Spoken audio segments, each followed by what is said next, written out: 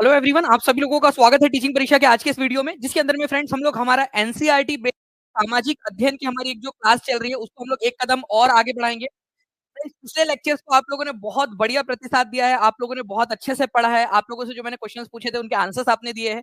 Test में भी आप लोगों ने जो है अच्छा स्कोर किया। तो आज भी पूरा लेक्चर देखिए आप लोग। आज जो आप पूरा लेक्चर देखोगे उसके लास्ट में भी आप लोगों को एक टेस्ट मिलेंगी, जो बच्चा पूरा लाइव सेशन देखेगा उसको। ठीक है, तो चलिए शुरू करते हैं। उससे पहले यहाँ पर में जितने भी लोग हमारे साथ में जुड़ चुके हैं उन सभी का एक बार बहुत ज्यादा स्वागत है। और साथ ही साथ जो है फ्रेंड, जिन भी बच्चों ने यहाँ पर में सेशन को लाइक कर दिया उन सभी लोगों का भी बहुत बहुत धन्यवाद। जैसे कि मैं देख पा रहा हूँ कंटिन्यूअसली आप लोग जो है फ्रेंड्स सेशन को लाइक भी करते जा रहे हो, तो बहुत बहुत शुक्रिया आप सभी लोगों का। चलिए, तो हम लोग यहाँ पर में हमारे सेशन की तरफ में आगे बढ़ते हैं। पहला क्वेश्चन आप लोगों की स्क्रीन के ऊपर में ये रहा फ्रेंड्स, देखिए। सभी को गुड इवनिंग। दिसंबर 2019 का क्वेश्चन है। यहाँ पर में ना एक टर्मिनोलॉजी है बीसीई, इसका शॉर्ट फॉर्म ये शॉर्ट फॉर्म में दिया है। आपसे इसका जो है तात्पर्य पूछा है कि इसका मतलब क्या होता है, इसका फुल फॉर्म क्या होता है बीसीई। देखिए आपको बीसी, ठीक है, और एडी और उसके बाद में जो है सीई और बीसीई, ये आपको इनके फुल फॉर्म पता होने चाहिए इन चारों के। जिन भी बच्चों ने टीचिंग परीक्षा के ऐप के ऊपर में पढ़ा है आप लोगों को पता होगा कि पूरा का पूरा आपको एक एक करके क्वेश्चंस के साथ में आपको पढ़ाया है। ठीक है, देखिए अगर मैं बात करूं फ्रेंड्स बीसी और बीसीई होता क्या है इससे रिलेटेड, तो यहाँ पर मैं आप लोग देखोगे एक नंबर लाइन टाइप का होता है आपका। ठीक है, आपने मैथ्स में पढ़ा होगा, पहले इसको समझते हो उसके बाद में वो चीज आपको समझाता हूँ मैं। जैसे 1 2 3 4 होता है ना आपका, ठीक है, एक बेस लाइन के बाद में तो हम उसको पॉजिटिव नंबर मानते हैं। ठीक है, जीरो से जो छोटा होता है उसको निगेटिव। बिल्कुल वैसे ही हमारा हमने क्या किया, नंबर लाइन पर एक बेस मान लिया है। एक जो है हमने जो है एक मीडियम ले लिया है। ठीक है, इसके बाद में जो भी रहेगा उसको हम एडी में गिनेंगे। जैसे अभी हम लोग जो है 2024 बोल रहे हैं मान लीजिए, तो हम मान रहे हैं कि ईसा मसीह के जन्म से 2024 साल हो चुके हैं, ऐसा हम लोग मानते हैं। तो इसको हम बोलते हैं एडी में। एडी का मतलब होता है एनो डोमिनी। लिख के बताओ जल्दी से यहाँ पर मैं आप लोग, एनो डोमिनी। ठीक है, एनो डोमिनी। और ईसा मसीह के जन्म से पहले का जितना भी समय काल होता है उसको बोलते हैं BC, before Christ. Before Christ, ठीक है। अब इसके अलावा जो है फ्रेंड्स एनो डोमिनी जो है आप लोगों का, ठीक है, एनो डोमिनी का मतलब होता है ईयर ऑफ द लॉर्ड, प्रभु का वर्ष। तो कुछ लोग जो है एडी के जगह पे सीई भी लिखते हैं, तो AD is equal to CE है। ठीक है, कॉमन ईरा, सीई। तो सीई का मतलब होता है कॉमन ईरा। तो मुझे बताओ कॉमन ईरा के पहले क्या होगा? कॉमन ईरा के पहले क्या होगा? बस बिफोर लगा देना आप लोगों ने, common era, before common era. CE के पहले बीसीई, बिफोर कॉमन ईरा, बस इतना सा मतलब है इसका। ठीक है, तो इस क्वेश्चन को आप लोग देखिए यहाँ पर में। ठीक है, बीसी अगर आपसे बोलता, ठीक है, तो ये बिफोर क्राइस्ट है, लेकिन बीसीई अगर आप लोगों से बोल दिया जाए तो इसका मतलब होता है बिफोर कॉमन ईरा। ठीक है, एडी और बीसी एक साथ ऐसे लिखा जाता है। ठीक है, और जो नास्तिक लोग होते हैं वो सीई और बीसीई यूज करते हैं। सीई का मतलब है कॉमन ईरा, बीसीई का मतलब है बिफोर कॉमन ईरा। ठीक है, एडी का मतलब है एनो डोमिनी और बीसी का मतलब है बिफोर क्राइस्ट। तो ये चारों के अलग अलग फुल फॉर्म है, इसको याद रखना आप सभी लोगों ने। ओके? तो बी बी सी एडी एक टर्म में यूज होते हैं। ठीक है? और अगर जो नास्तिक लोग हैं वो सीई और बीसीई इस तरीके से इस्तेमाल करते हैं, तो दो क्लासिफिकेशन है। जल्दी से आप लोग कमेंट कर दीजिए, ठीक है, बीसीई का फुल फॉर्म, ये अक्सर पूछा जाता है आप लोगों से, बीसीई का फुल फॉर्म पूछा जाता है। प्रियंका वर्षिनी जी बहुत बहुत शुक्रिया आपका, आप पहले से कमेंट किए।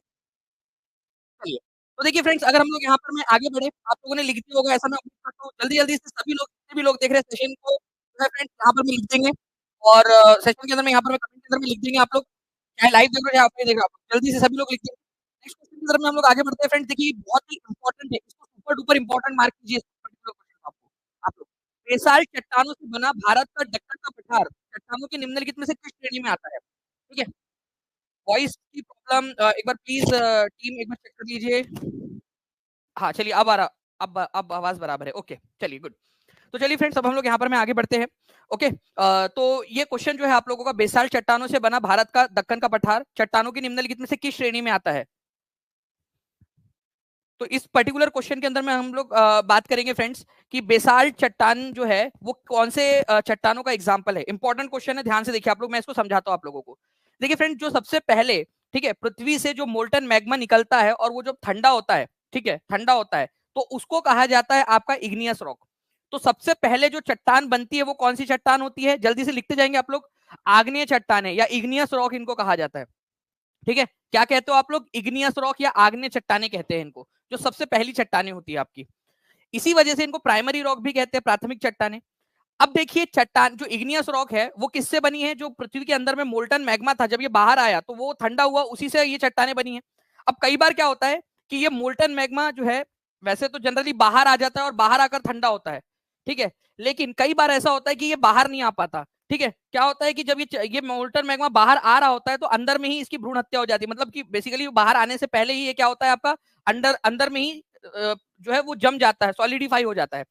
तो फ्रेंड्स जो अंदर में सॉलिडिफाई हो जाता है, अंदर में जो जम जाता है, इसको कहा जाता है आप लोगों का, ठीक है, इंट्रूसिव एग्नियस रॉक, ठीक है, अंदरूनी जो है अंतर्भेदी आग्नेय शैल या आग्नेय चट्टाने इनको कहा जाता है क्योंकि अंदर में ही जम गई है। और जो बाहर आकर ठंडा हुआ है इसको बोला जाता है एक्सट्रीसिव बहिर्भेदी आग्नेय चट्टाने, ठीक है, बहिर्भेदी आग्नेय चट्टाने इसको कहते हैं क्योंकि बाहर आकर ठंडा हुआ है। ये आप लोगों ने याद रखना है, इंपॉर्टेंट पॉइंट है, ठीक है। अगर बाहर आकर हुआ तो बहिर्भेदी और अंदर में हो गया तो अंतर्भेदी आग्नेय चट्टाने, ठीक है। तो इग्नियस रॉक के दो प्रकार होते हैं, ये आप लोगों को समझ में आ गया होगा। अब जब बाहर आके ठंडा हुआ ना तो ये अलग प्रकार की चट्टाने बनाता है और अंदर में ठंडा हो गया तो अलग प्रकार की चट्टाने बनाता है। तो जो अंदर में, ठीक है, जो ठंडा हो जाते हैं, ठीक है, अंदर में जो ठंडे हो जाते हैं, ठीक है, उनका उनका एक एग्जाम्पल है आप लोगों का, ठीक है, ग्रेनाइट। क्या एग्जाम्पल है इसका, ठीक है, अंदर में जो हो जाते हैं आप लोगों का ग्रेनाइट, इसका एग्जाम्पल है ग्रेनाइट, ये याद रखना है आप लोगों ने, ग्रेनाइट इसका एग्जाम्पल है। और एक्सट्रीसिव इग्नियस रॉक जो बाहर आके ठंडा होते हैं उसका एक एग्जाम्पल है बेसाल्ट, ठीक है, बेसाल्ट, बेसाल्ट, ये याद रखना है आप लोगों ने।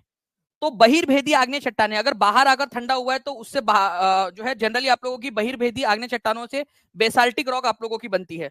और वही अगर हम लोग बात करेंगे फ्रेंड्स आप लोगों के अंतर्भेदी आग्नेय चट्टानों से, तो अंतर्भेदी आग्नेय चट्टानों का एक एग्जाम्पल है ग्रेनाइट। तो आप लोगों से क्वेश्चन क्या पूछा है यहाँ पर, मैं आप लोग देखिए, बेसाल्ट चट्टानों से बना भारत का दक्कन का पठार, ठीक है, वो कौन से रॉक का एग्जाम्पल है भाई?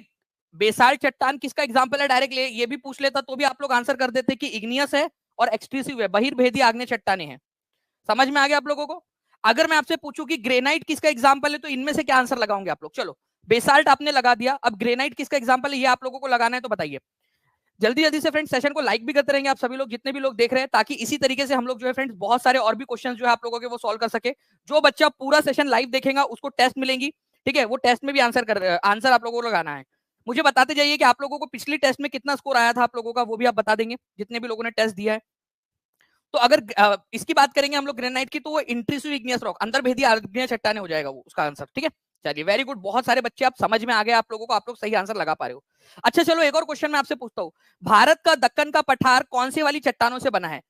मैं ऐसी क्वेश्चन पूछा हूँ, दक्कन का पठार जो है भारत का वो यहाँ पर में है, दक्कन का पठार वो कौन सी चट्टानों से बना है? आप लोग आंसर कर देंगे, देखते कितने लोगों का दिमाग जो है वो खुला हुआ है। तो देखिए फ्रेंड्स इस तरीके से बाहर आकर जो चट्टाने बनती है ना उसको एक्सट्रीसिव इग्नियस रॉक बोलते हैं, बेसाल्ट उसी का एग्जाम्पल है, ठीक है, एक्सट्रीसिव इग्नियस रॉक का एग्जाम्पल है, बाहर आकर जो ठंडा होता है मैग्मा उसका, ठीक है। चलिए नाउ फ्रेंड्स अब देखिए एक बड़ा क्वेश्चन आप लोग करते हैं, हम लोग यहाँ पर में, ठीक है। चलिए चंद्रन बेगम जी बोल रहे हैं यहाँ पर में उनका आया है 11, एक संतोष कुमार बोल रहे 14 आया है, ठीक है, वंदना कुमारी का 15 में से 15 आया है, बहुत बढ़िया, ठीक है। ऐसे ही आप लोग जो है फ्रेंड्स अच्छे से टेस्ट देते रहिए। नाउ इस क्वेश्चन को देखिए यहाँ पर में, धोलावीरा जो कि कच्छ के रण में स्थित है, खादिर बेट के पास में, उसके बारे में जो है आपको दो कथन दिए, आपको बताना है कौन सा वाला सही है। देखिए दो कथन है, धोलावीरा जो कि गुजरात में जो है रण ऑफ कच्छ में स्थित है, यहाँ पर में बोला गया है कि ये दो भागों में विभाजित था, ठीक है। यहाँ से हड़प्पा लिपि जो मिली है आप लोगों को, जो लिखावट मिली है हड़प्पा लिपि की, ठीक है, वो सफेद पत्थर या शायद लकड़ी पर खुदी हुई थी और बड़े बड़े अक्षरों में लिखी हुई थी। तो सबसे पहली बात, धोलावीरा दो नहीं कितने भागों में विभाजित था ये आप लोग बता देंगे मुझे, दो नहीं 3 भागों में विभाजित था, ठीक है, धोलावीरा 3 भागों में विभाजित था, तो ये वाला गलत हो गया आपका, फर्स्ट पॉइंट गलत। तो जहां जहां वन को सही माना है उसको काट दो, देखो ये वाला आंसर नहीं हो सकता और बोथ वाला आंसर नहीं हो सकता। देखो ऑप्शन एलिमिनेशन भी करना सीखो, ऑप्शन एलिमिनेशन की निंजा टेक्निक जो है टीचिंग परीक्षा की वो आप लोगों ने ध्यान रखना है, ठीक है, ताकि आप लोग आंसर तक सही आंसर तक पहुंच सके। बाकी हड़प्पा की जो लिपि है ये इस प्रकार से कुछ लिखते थे वो लोग। बाकी जगहों पे हड़प्पा के जो दूसरे शहर है, चाहे मोहनजोदारो है, मोहनजोदारो हो जाए, लोथल हो जाए आप लोगों का, या हड़प्पा शहर खुद हो जाए, यहाँ पर में कालीबंगान हो जाए, ठीक है, बनावली हो जाए, ये सारी जगहों पे जो हमको हड़प्पा की लिपि मिली है वो छोटे छोटे लिखी हुई, छोटे छोटे अक्षरों में लिखी हुई थी, छोटे इसमें। लेकिन पहली एकमात्र जगह है धोलावीरा जहां पर मैं आपको, ठीक है, सफेद पत्थरों से बड़ा बड़ा या शायद लकड़ियों के ऊपर में खुदा हुआ बड़ा बड़ा जो है आपको हड़प्पा लिपि मिली है, ठीक है। तो ये बिल्कुल सही है आपका कि धोलावीरा के अंदर में हड़प्पा लिपि बड़े बड़े अक्षरों में लिखी हुई थी, ठीक है। तो आंसर इसका हो जाएगा ऑप्शन नंबर आप लोगों का बी। ठीक है, धोलावीरा जो है आप लोगों का ये 3 पार्ट में डिवाइडेड था, और यहाँ पर मैं आप लोगों को ये इस तरीके से बड़े बड़े जो है आप लोगों का सफेद पत्थरों से या फिर लकड़ी के अंदर में गूंथ दिया गया था उनको। ठीक है, बड़े बड़े अक्षरों में लिखी हुई है। ओके, धोलावीरा के अंदर में हड़प्पा लिपि। तो आंसर होगा ओनली 2 इज करेक्ट। ठीक है, ओनली 2। तो ये आप लोगों का आंसर हो गया। नेक्स्ट क्वेश्चन की तरफ में आगे बढ़ते हैं हम लोग फ्रेंड्स यहाँ पर में। ठीक है, चलिए ये क्वेश्चन देखिए आप लोग। ये क्वेश्चन एनसीईआरटी की ज्योग्राफी का क्वेश्चन नहीं है, बताइए जल्दी से इसका आंसर क्या होगा। बहुत बढ़िया फ्रेंड्स, यहाँ पर मैं जैसे कि मैं देख पा रहा हूँ हमारा जो फर्स्ट टारगेट है, ठीक है, उससे हम लोग 113 लाइक्स दूर है। सभी बच्चे अपना अपना कंट्रीब्यूशन देते रहेंगे, फिर हम लोग सेकंड टारगेट की तरफ में आगे बढ़ेंगे फ्रेंड्स। 1000 लाइक मैंने आप लोगों से कहा था कि जैसे 1000 लाइक होंगे वैसे मैं आप लोगों के लिए एक जो है टेस्ट भी लूंगा। ठीक है, चलिए देखिए विजय गुप्ता जी ने भी यहाँ पर में लिख दिया है, मेरे बताने से पहले ही विजय गुप्ता जी ने भी लिख दिया है यहाँ पर में टारगेट 1000 लाइक का। ठीक है, तो लाइक एंड शेयर करते रहेंगे सभी के सभी लोग। चलिए देखिए फ्रेंड्स, मॉनसून शब्द जो है ये अरबी भाषा से लिया गया है, ये बोल रहे हैं, तो बिल्कुल सही बात है। मॉनसून शब्द जो है ये अरबी भाषा का शब्द, ठीक है, मॉनसून जो है उससे बना है। ठीक है, मौसम से, तो मॉनसून शब्द अरबी शब्द मौसम से आया है जिसका अर्थ होता है मौसम। बिल्कुल सही बात है। ठीक है, दोनों के दोनों स्टेटमेंट सही है एकदम। तो बोथ 1 एंड 2, ठीक है, बोथ 1 एंड 2 आर करेक्ट। ये एनसीईआरटी में दिया हुआ है, आप लोग देख सकते हो, यहाँ पर मैं आपको दिखा देता हूँ मैं। ठीक है, यहाँ पर मैं देखिए, the climate of India has broadly described as monsoon type. Bharat का क्लाइमेट कैसा है, भारत की जलवायु कैसी है, भारत की जलवायु कैसी है, मॉनसून टाइप की है। ओके, मॉनसून टाइप की क्लाइमेट है भारत की जलवायु मॉनसून टाइप की है। मॉनसून शब्द जो है ये अरबी भाषा का शब्द है, ठीक है, जो कि मौसम, ठीक है, अरबी भाषा का जो शब्द है मौसम उससे बना है, जिसका मतलब भी होता है सीजन। ठीक है, मौसम। ठीक है, मौसम, मौसम इसका मतलब होता है, मौसम का मतलब होता है मौसम, उससे बना है मॉनसून। तो भारत की जलवायु मॉनसून प्रकार की है, और मॉनसून शब्द की उत्पत्ति अरबी शब्द मौसम से हुई है। ठीक है, नाउ फ्रेंड्स अब देखिए यहाँ पर मैं एक और क्वेश्चन आप लोगों का 6वीं कक्षा की एनसीईआरटी से लिया गया है, और ये कंसेप्चुअल क्वेश्चन है। ठीक है, जल्दी बताइए इसका आंसर क्या होगा। यहाँ पर मैं बोला गया हड़प्पन जो है वो कॉटन के बारे में जानते थे, हड़प्पा के लोगों को कपास के बारे में जानते थे वो लोग, उनको पता था कपास के बारे में। स्पिंडल वर्ल्स, ठीक है, इनको इनके बारे में नहीं पता था। इनको तकली सुतली के बारे में नहीं पता था। अभी तकली सुतली जो है ये क्या होता है, मतलब कोई टकली नहीं है ये, ठीक है, जिसके बाल नहीं है। तकली सुतली अलग, तकली सुतली एक बेसिकली ये होता है आप लोगों का स्पिंडल वर्ल्स बोलते हैं, जिसमें धागा गूंदा जाता है। तो देखिए ये लोग कपास के बारे में जानते थे, बिल्कुल सही बात है। आज से करीब जो है फ्रेंड्स 7000 साल पहले आप लोगों को मेहरगढ़ में कपास उगाने के सबूत मिले हैं। ठीक है, तो हड़प्पा वाले भी कपास के बारे में जानते थे। ठीक है, तो कपास के बारे में इनको पता था, और इनको तकली सुतली के बारे में भी पता था। तकली सुतली मतलब कपास से जो धागा बनाकर धागे को गूंदा जाता है ना, इस तरीके से आप लोगों के घर में किसी ना किसी ने गांव में या अपने घरों में देखा होगा ना, ऐसा वो धागा गूंदने के लिए रखते हैं। ठीक है, चक्री टाइप का। ठीक है, तो ये लोग तकली सुतली के बारे में नहीं पता था बोलकर इसने गलत कर दिया, तो ये वाला गलत हो जाएगा। देखो तकली सुतली के बारे में नहीं पता था, देखो ये इस तरीके से जो पॉइंट होते हैं ना उसको ध्यान रखना आप लोग, नॉट बोलकर इसने गलत कर दिया है। ठीक है, तो आंसर यहां पर में ये आप लोगों का गलत हो जाएगा, 2 वाला। तो आंसर होगा option number A, only 1 is correct. 59% लोगों ने सही आंसर दिया है। जो बच्चा पूरा लाइव सेशन देखेगा उसको जो है टेस्ट मिलेंगी, तो टेस्ट भी अच्छे से देखते रहिए आप, ये देखिए आप लोग, ताकि टेस्ट सेशन के लास्ट में जो लिंक मिले उसके अंदर में आप लोग अच्छे से टेस्ट भी दे सके। चलिए पहले टारगेट से हम लोग केवल 52 लाइक्स दूर है, जल्दी जल्दी से करते रहिए आप लोग। चलिए नेक्स्ट क्वेश्चन की तरफ में आगे बढ़ने से पहले कॉटन उगाने के सबूत 7000 साल पहले कौन सी जगह पे मिले थे, ये इसको आप लोग देखिए, अपनी आंखों से स्कैन करो आप लोग। ठीक है, आपके आंखों में जो स्कैनर लगा है उससे स्कैन करो, जल्दी से पता करके बताओ मेरे को कि कॉटन 7000 साल पहले कहा हुआ था। आपको एक्टिविटी करनी है। ठीक है, जायका विद तालक जी बोल रहे हैं कि 15 में से 15 आए थे कल। ठीक है, आप में सीखने की कितनी ललक है यह निर्धारित करता है आप गुरु के प्रति आप कितने समर्पित है। क्या बात है प्रियंका वर्षिणी जी, बहुत बहुत शुक्रिया आपका प्यारे से कमेंट के लिए आपके। ठीक है, चलिए तो देखिए फ्रेंड्स, कपास लगभग 7000 साल पहले मेहरगढ़ में उगाया गया था। जितने भी लोग लिख रहे हैं मेहरगढ़, बहुत बढ़िया, और सभी के सभी को लिखना है, एक्टिविटी जो करेगा वो आगे बढ़ेगा, ये चीज ध्यान रखिए आप सभी लोग। ठीक है, अब देखिए एक क्वेश्चन है, पृथ्वी को भू आप के रूप में वर्णित क्यों किया गया है। पृथ्वी को एक शेप, पृथ्वी का जो शेप है ना उसका नाम रखा गया भू आब। तो भू आब का मतलब क्या होता है ये बताएंगे आप सभी लोग जल्दी जल्दी से। भू आब शेप मतलब क्या, जल्दी से आप लोग आंसर करिए। मेरे पास में आप लोगों के लिए एक बहुत प्यारा सा सुंदर सा वीडियो है आप लोगों के लिए। ठीक है, वो भी मैं आप लोगों को दिखाना चाहता हूँ, जो आपको टीचिंग परीक्षा के शॉर्ट सेक्शन में भी मिल जाएगा। तो टीचिंग परीक्षा चैनल को सब्सक्राइब कर लेंगे, और जो शॉर्ट टीचिंग परीक्षा चैनल में जो शॉर्ट वीडियो का सेक्शन है वहां पर में जाकर आप लोग जो है फ्रेंड्स बहुत सारे काम की चीजें आप लोग देख सकते हो। चलिए तो देखिए पृथ्वी के शेप को भू आप क्यों कहा गया है। ठीक है, मैं आप लोगों को पहले ये बता देता हूँ। देखिए पृथ्वी हमारी पूरी तरह से गोल नहीं है। अगर आप लोग देखोगे कोई बॉल होता है तो वो पूरी तरह से गोल होता है, पूरा तरह से स्फीयर होता है। हमारी पृथ्वी पूरी तरह से स्फीयर है क्या? नहीं, ये बहुत इंपॉर्टेंट कंसेप्ट है। हमारी पृथ्वी जो है वो पोल के पास में थोड़ी सी चपटी है, ठीक है, चपटी, और बीच में से थोड़ी सी उभरी हुई है, ठीक है, बीच में से थोड़ी उभरी हुई है। बहुत ज्यादा फर्क नहीं दिखता हमको, ठीक है, क्योंकि बड़ी है हमारी पृथ्वी बहुत ज्यादा, लेकिन एक्चुअल में जब आप गिनोगे तो पोल पर थोड़ी सी चपटी है और बीच में से थोड़ी उभरी हुई है। पूरी तरह से स्फीयर है क्या? पूरी तरह से गोलाकार है क्या? नहीं है, ठीक है, ये याद रखना है। बीच में से उभरी हुई है और पोल्स के पास में चपटी है, इसी वजह से इसको एक स्पेशल नाम दिया गया इसके शेप को, जीऑइड। और हिंदी में इसको कहा जाता है इस शेप को, ठीक है, भू आभ, ठीक है, भू आभ कहा जाता है इसके शेप का नाम, भू आभ, ये याद रखना है आप लोगों ने, ठीक है। तो भू आभ कहा जाता है, ये इंपॉर्टेंट है, ओके। इस शेप का नाम रखा गया है स्पेशली क्योंकि ये बीच में से उभरी हुई है। चलिए, तो आपका आंसर क्या हो जाएगा कि earth is slightly flattened at the poles, ठीक है, पोल्स के पास में थोड़ी सी चपटी है और बीच में से उभरी हुई है। अब ये इसका ठंडे और गर्म से कोई लेना देना नहीं है, ठंडा गर्म ठंडा गर्म, पृथ्वी का 2/3 हिस्सा पानी से घिरा हुआ है, इससे भी कोई लेना देना नहीं है भू आपका। यहाँ पर में जो है वो जीवन के लिए संभावनाएं उत्पन्न है, फेवरेबल कंडीशन है, इसका भी कोई लेना देना नहीं है। एक्चुअल में इसको भूआब बोला जाता है क्योंकि ये पोल के पास में चपटी है और यहाँ से उभरी हुई है। केवल 6 लाइक्स दूर है हम लोग 500 के पहले टारगेट से। 1000 का टारगेट आप लोगों ने कंप्लीट करना है। मैं आप सभी से रिक्वेस्ट करूंगा फ्रेंड्स कि जल्दी से जल्दी जो हमारे दोनों टारगेट्स उसको कंप्लीट करेंगे हम लोग, ताकि हम लोग एक बड़ी टेस्ट ले सके, ठीक है। चलिए नेक्स्ट क्वेश्चन की तरफ में आगे बढ़ते हैं फ्रेंड्स। देखिए इसका आंसर आप लोगों को डायरेक्टली दिख जा रहा है। मैं टीम से रिक्वेस्ट करूंगा कि जल्दी से इस क्वेश्चन का आंसर एटलीस्ट छुपा दीजिए, ठीक है। चलिए मैंने यहाँ पर मैं इस पर्टिकुलर क्वेश्चन का आंसर ही हटा दिया। चलिए अब आप लोग यहाँ पर मैं आंसर कर सकते हो, ठीक है। बताइए यहाँ पर मैं टीपू सुल्तान के क्षेत्रों में रैयतवाड़ी प्रणाली को सबसे पहले छोटे स्तर पर किसने शुरू किया था? जिस बच्चे ने पिछले लेक्चर्स अच्छे से देखे हैं वो इस क्वेश्चन का आंसर कर पाएगा। जल्दी बताइए यहाँ पर में। Thank you very much Kittu ji. Anita Gangwar बोल रहे कि कल वाले टेस्ट में 13 नंबर आए थे उनके 15 में से। आज भी टेस्ट देनी है आप लोगों ने और मुझे बताना है आप लोगों ने कि आपका स्कोर कितना आया है, ठीक है। अच्छे से देखिए, ठीक है, पूरा सेशन। जो बच्चा पूरा सेशन लाइव देखेगा वो करिए। सर आप केवीएस पीजीटी का प्रिपरेशन कराते हैं क्या? बिल्कुल करवाते हैं प्रियंका यादव जी, ठीक है। आप टीचिंग परीक्षा के ऐप पर नीचे में जाइए, नीचे में नंबर चल रहा है आपका, उस पर कॉल करिए या व्हाट्सएप कर लीजिए। टीचिंग परीक्षा का एप्लीकेशन डाउनलोड कर सकते हो, बिल्कुल आपको प्रीमियम क्वालिटी का मटेरियल जो है वो आपको मिल जाएगा, ठीक है। देखिए तो यहां पर मैं आंसर हो जाएगा फ्रेंड्स, अलेक्जेंडर रीड नाम का एक अधिकारी था, उसने टीपू सुल्तान के इलाके के ऊपर में ये रैयतवाड़ी सिस्टम लागू किया था। मैं आपको बताता हूँ कि एक्चुअली में बात क्या थी। ध्यान से समझो आप लोग, जो भी बच्चा नया देख रहा है ना उसको भी समझ में आएगा, जो एकदम शुरुआत से देख रहा है।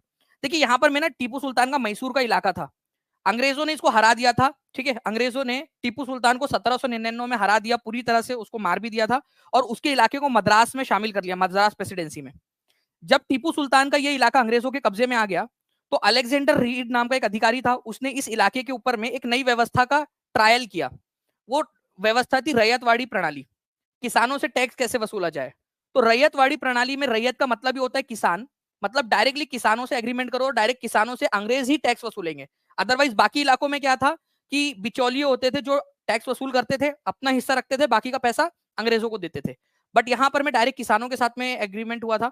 तो चार्ल्स यहाँ पर में अलेक्जेंडर रीड जो था उसने सबसे पहले इसको ट्राई किया था टीपू सुल्तान के इलाके पर, ये आपको याद रखना है, अलेक्जेंडर रीड ने। तो साउथ इंडिया में रैयतवाड़ी प्रणाली कहां पर में लागू थी? साउथ इंडिया में, ठीक है। कैप्टन अलेक्जेंडर रीड ने उसको सबसे पहले जो है वो शुरू किया था, जो है आपके टीपू सुल्तान का इलाका था वहां पर में। बाद में इसको जो है पूरे मद्रास में लागू किया गया बाद में, थॉमस मुनरो ने। थॉमस मुनरो गवर्नर थे मद्रास के, इसी वजह से इसको मुनरो सिस्टम भी बोलते हैं, क्योंकि मुनरो ने इसको और आगे बड़े लेवल के ऊपर में लेकर गया, ठीक है। चलिए नाउ फ्रेंड्स आगे बढ़ते हैं हम लोग। यहाँ पर में इस पर्टिकुलर क्वेश्चन को देखिए, plant wood was used where and why. देखिए वोड नाम का जो प्लांट था वो कहा और किस लिए यूज किया जाता था? एनसीईआरटी बेस्ड क्वेश्चन है आपका, ठीक है। बताइए यहाँ पर में,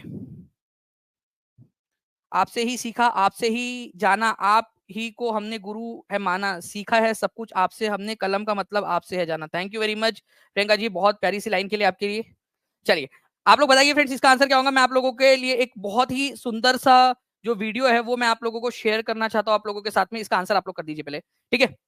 जल्दी से सेशन को लाइक भी करते रहेंगे आप सभी। वोड पौधे का मतलब जो है फ्रेंड्स, देखिए ये वोड पौधा एशिया में नहीं एक्चुअली यूरोप में उगता था, यूरोप में। तो ये आंसर हो गया, ठीक है। नीले और बैंगनी रंग के लिए एक ही पॉइंट से आंसर क्लियर हो गया। वोड नाम का जो पौधा है ना एशिया में ना अफ्रीका में ना इंडिया में, ये यूरोप में उगता था, ये याद रखना है आप लोगों ने। किस लिए? ये पौधा जैसे नील का पौधा होता है ना, बिल्कुल वैसे ही वोड नाम का पौधा होता था, ब्लू और वॉयलेट कलर रंगने के लिए कपड़ों पर इस वोड नाम के पौधे का इस्तेमाल होता था, ठीक है।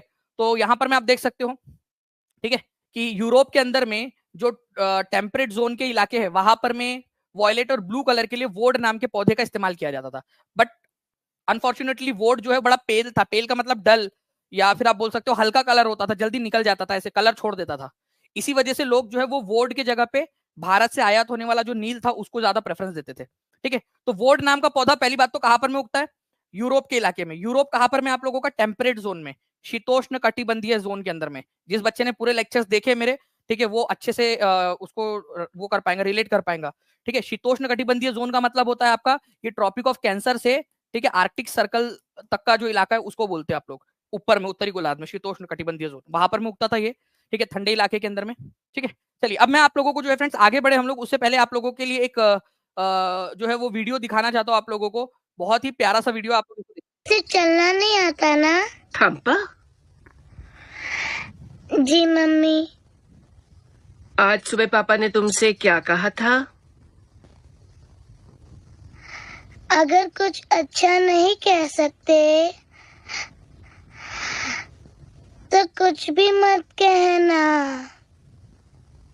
चलो बैम्बी, उठो, फिर से कोशिश करो। चलो उठो। इसे ठीक से चलना नहीं आता ना पापा? जी मम्मी। आज सुबह पापा ने तुमसे क्या कहा था? अगर कुछ अच्छा नहीं कह सकते तो कुछ भी मत कहना। चलो बैम्बी, उठो, फिर से कोशिश करो। चलो उठो। तो आप लोगों ने देखा फ्रेंड्स कितना प्यारा सा वीडियो था। और मुझे लगता है कि ऐसे धीरे धीरे कुछ कुछ जो चीजें होती है जिंदगी को अच्छा बनाने के लिए, ठीक है, वो भी हम लोगों ने सीखनी चाहिए। टीचिंग परीक्षा का यूट्यूब चैनल जो है उसके शॉर्ट सेक्शन में ये वीडियो डाल दिया जाएगा। आप इसको शेयर कर सकते हो अपने दोस्तों के साथ में, अपने शॉर्ट अपने व्हाट्सएप के ऊपर में लगा सकते हो, अपने दोस्तों के साथ में शेयर कर सकते हो। बहुत ही प्यारा सा वीडियो है ये। ठीक है, चलिए तो यूट्यूब चैनल को सब्सक्राइब जरूर कर लीजिएगा ताकि इस तरीके की वीडियोस आपको मिलते रहे। व्हाट वाज सूरत हुंडी, ठीक है, जो कि फेमस थी इजिप्ट और इराक के अंदर में भी। तो सूरत की जो हुंडी थी, ठीक है, वो फेमस थी। तो बताइए कहां पर में फेमस थी? ठीक है, सूरत की जो हुंडी थी, ये बताते जाएंगे आप सभी लोग। Thank you very much Rupali ji. देखिए अगर मैं बात करूं यहाँ पर मैं फ्रेंड्स की सूरत की जो हुंडी थी वो मिस्र और इराक के अंदर में भी प्रसिद्ध थी, लेकिन वो थी क्या? सूरत की हुंडी क्या थी? देखिए फ्रेंड्स एक्चुअल में अगर मान लीजिए कि आप जब बैंक में अभी जाते हो, तो बैंक में जब जाते हो पैसा जमा कराते हो आप लोग, ठीक है, तो आप लोगों को एक रिसिप्ट मिलती है, ठीक है, कि आपने ये इतना पैसा डिपॉजिट किया है, 1000 रुपए आपने डिपॉजिट किया, उसकी रिसिप्ट मिलती है। तो ये वही जो है आप लोगों की एक प्रकार की रिसिप्ट होती थी। यह किसी व्यक्ति द्वारा जमाई गई जो है इसके ऊपर में रकम दर्ज होती थी कि कितना रुपए उसने वो जो लोकल महाजन है या जो लोकल लोग हैं उनके पास में कितने रुपए जमा कराए हैं। ये इस प्रकार की होती थी। जैसे देखिए ये बॉम्बे प्रोविंस की एक हुंडी है, ठीक है, इसमें ये है कि भाई किसके पास में उसने पैसे जमा कराए हैं। ठीक है, 86 रुपए जो है इसने 86 डेज के बाद में जो है ये पैसा वो वापस ले लेगा। 2500 रुपए उसने जमा कराए हैं। ठीक है, तो ये एक हुंडी है बेसिकली।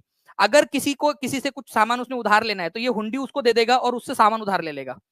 तो इसकी रिस्पेक्ट थी कि भाई अगर ये हुंडी सूरत की हुंडी है, ठीक है, तो ये पैसा सुरक्षित है, मतलब ये पैसा अपने को मिल जाएगा। तो इसको गिरवी रखकर कोई इंसान जो है सामान उधार ले सकता था। तो ये एक्चुअली एक नोट होता था जिसके अंदर में कितना पैसा आपने जमा कराया है। फिर आप क्या करोगे? जब आपने किसी से पैसा उधार, किसी से सामान उधार लिया है, तो वो पैसा दे दोगे और अपनी हुंडी छुड़वा लोगे वापस। फिर बैंक में जाओगे और वो पैसा ले लोगे आप, या बैंक के पास या महाजन या काठियावाड़ी महाजन जो होते थे उनसे ले लोगे आप लोग। तो इस तरीके से जो है फ्रेंड्स आप लोग इसको ले सकते थे। ठीक है, चलिए बढ़िया। नेक्स्ट जो है फ्रेंड्स हम लोग यहाँ पर में आगे बढ़ते हैं। सातवाहन, ठीक है, राजाओं के बारे में कौन सा वाला पॉइंट सही है ये बताइए आप लोग। एक रिक्वेस्ट है फ्रेंड्स आप सभी लोगों से, ठीक है, हमारा टारगेट है 1000 का, ठीक है, 800 के करीब बच्चे देख रहे हैं। अगर सारे बच्चों ने एक साथ एक एक जगह पे भी शेयर कर दिया, टेलीग्राम, फेसबुक, व्हाट्सएप, इंस्टाग्राम, हर एक जगह पे, और हर बच्चे ने सेशन को लाइक कर दिया, तो हम लोग जो है फ्रेंड्स हमारे टारगेट तक आज ही पहुंच सकते हैं। तो अपना अपना जो है कर्तव्य यहाँ पर में निभाते रहिए और जल्दी जल्दी से जो है अपना योगदान देते रहिए आप लोग। देखिए अगर मैं बात करूं यहाँ पर में सातवाहन जो है फ्रेंड्स उनके बारे में क्या सही है, तो पहली बात तो सातवाहन जो थे आप लोगों को ये याद रखना है कि कहां पर में थे, ठीक है, और उनमें उन्होंने अपनी आर्मी कहां कहां भेजी। देखो Satavahana ruler sent their army to northern coast, उत्तरी समुद्र पर भेजा। मुझे एक बात बताओ, उत्तरी समुद्र, हमारे भारत में उत्तरी समुद्र है क्या? हमारे भारत के अंदर में पश्चिम में समुद्र है, पूरब में समुद्र है, दक्षिण में समुद्र है, उत्तर में कहीं पे समुद्र है क्या? हाँ या ना में जवाब दे दो बस आप लोग। एक एक पॉइंट एलिमिनेट कैसे करना है वो बता रहा हूँ आपको। तो हमारे भारत के अंदर में उत्तर में समुद्र है ही नहीं, तो उत्तरी सीमा पर कैसे भेजेंगे वो, है ना?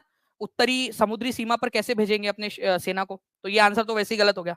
ठीक है, इसके बाद में जो है फ्रेंड्स आप लोगों का सातवाहन जो है वो पावरफुल थे बोल रहे साउथ इंडिया के अंदर में। लेकिन अगर मैं आप लोगों को बताऊं तो सातवाहन जो शासक थे ये दक्षिण पश्चिमी जो भारत है वहां पर में ज्यादा पावरफुल थे। ये देख सकते हो आप लोग, पश्चिमी जो इलाका था ना भारत का, वहां पर में ज्यादा इनका प्रभुत्व था एज कम्पेयर की साउथ इंडिया के अंदर में। तो पश्चिमी मध्य भारत और पश्चिमी भारत के अंदर में इनका ज्यादा प्रभुत्व था। ठीक है, तो ये साउथ इंडिया में पावरफुल थे, ये भी गलत हो गया। क्या होना चाहिए था इसकी जगह पे? एज पर एनसीईआरटी वेस्टर्न होना चाहिए था, वेस्टर्न इंडिया के अंदर में एज पर एनसीईआरटी। ठीक है, वेस्टर्न इंडिया होना चाहिए था, तो ये गलत हो गया। ओके, शिव स्कंद सतकर्णी जो है इनका सबसे फेमस शासक था? नहीं, इनका सबसे फेमस शासक था, ठीक है, इसका जिसका नाम था गौतमी पुत्र श्री सतकर्णी। गौतमी पुत्र, गौतमी नाम की एक महिला थी, उनका बेटा था, तो उनके उनमें ऐसा था कि मम्मी का नाम लगाते थे, तो गौतमी पुत्र श्री सतकर्णी जो है इनका महान शासक था। ठीक है, तो इनकी माता का नाम था गौतमी बालाश्री। उन्होंने कई सारे शिलालेख लिखवाए हैं जिससे हमें गौतमी पुत्र श्री सतकर्णी के बारे में पता चलता है। कई सारी मूवीज भी बनी है इनके ऊपर में। तो ये वाला भी गलत है, शिव स्कंद सतकर्णी नहीं, गौतमी पुत्र श्री सतकर्णी वो सबसे महान शासक थे। ठीक है, गौतमी पुत्र लिख लीजिए आप लोग, गौतमी पुत्र श्री सतकर्णी जो है सबसे महान शासक थे इनके, या सबसे इंपॉर्टेंट शासक थे। तो ये तीन गलत हो गए, तो ये वाला सही होगा। एक्चुअली जो है फ्रेंड्स, अगर आपको उत्तर भारत से दक्षिण की तरफ में जाना है तो आपको इनके राज्य से होकर जाना पड़ेगा। ठीक है, इसी वजह से इनके इलाके को, ठीक है, इनके इलाके को क्या बोलते थे? दक्षिणापथ। और इन राजाओं को कहा जाता था दक्षिणापथ के स्वामी। ठीक है, दक्षिणापथ के स्वामी। तो इन राजाओं को लॉर्ड ऑफ दक्षिणापथ या दक्षिणापथ के स्वामी के रूप में माना जाता था। ठीक है, दक्षिणापथ, दक्षिण की तरफ जाने वाले रास्ते के स्वामी। ओके, तो दक्षिण की तरफ जाने वाले रास्ते के स्वामी इन लोगों को कहा जाता था। तो आप लोगों से ऐसे ही पूछ लिया जाए कि कौन से राजा थे जिनको दक्षिणापथ के स्वामी के रूप में जाना जाता था। ठीक है, आप लोगों से बोला जा सकता है सातवाहन, गुप्ता, चोला, पांड्या, किनको माना जाता था? तो सातवाहन शासकों को माना जाता था। तो ये याद रखना है आप लोगों ने, सातवाहन वंश के जो शासक थे उन लोगों को। ठीक है, चलिए नाउ फ्रेंड नेक्स्ट क्वेश्चन की तरफ में आगे बढ़ते हैं हम लोग। Special type of pottery found at the sites of Janapadas. आज से करीब जो है फ्रेंड 3000 साल पहले हमारे भारत के अंदर में कई सारे छोटे छोटे जनपद हुआ करते थे। ठीक है, जनपद बाद में ये महाजनपद में कन्वर्ट हो गए, बड़े बड़े महाजनपद बन गए उनकी जगह पे, लेकिन पहले छोटे छोटे जनपद हुआ करते थे। तो इन जनपदों के जगह पे जो हमको पोट्री मिली है, पोट्री मतलब बेसिकली जो बर्तन मिले हैं, ठीक है, तो ये बर्तन कौन से है ये आप लोगों को बताना था, कौन से कलर के हैं। तो हमारे भारत में कई सारे छोटे छोटे राज्य थे जिनको जनपद कहा जाता था। वहां पर में पेंटेड ग्रेवेयर, धूसर कलर के, पेंटेड जो है ना, मतलब रंगीन जो है और उनके ऊपर में पेंटिंग की गई है छोटी छोटी सी, धूसर कलर के बर्तन मिले आपको। ये देखिए इस तरीके से थे। ठीक है, तो धूसर कलर के, ठीक है, धूसर कलर के बर्तन आपको मिले हैं, पेंटेड ग्रेवेयर। ये आप देख सकते हो, इनको इनको पेंटेड ग्रेवेयर कहा जाता था। ये आप देख सकते हो ग्रे कलर के है, धूसर कलर के है ना। तो धूसर कलर के, और इनके ऊपर में पेंटिंग्स भी आपको दिख रही होंगी छोटी छोटी सी, कुछ ना कुछ लाइन, ज्योमेट्रिक लाइंस बनाई गई है इनके द्वारा। तो धूसर कलर के बर्तन आपको मिले, पेंटेड ग्रेवेयर इनका नाम है, पेंटेड ग्रेवेयर्स, धूसर रंग के बर्तन। ठीक है, इनके ऊपर में ज्योमेट्री, कुछ ऐसी लाइंस वगैरह, ऐसी छोटी छोटी सी इमेजेस वगैरह उसके ऊपर में बनाई गई है। ठीक है,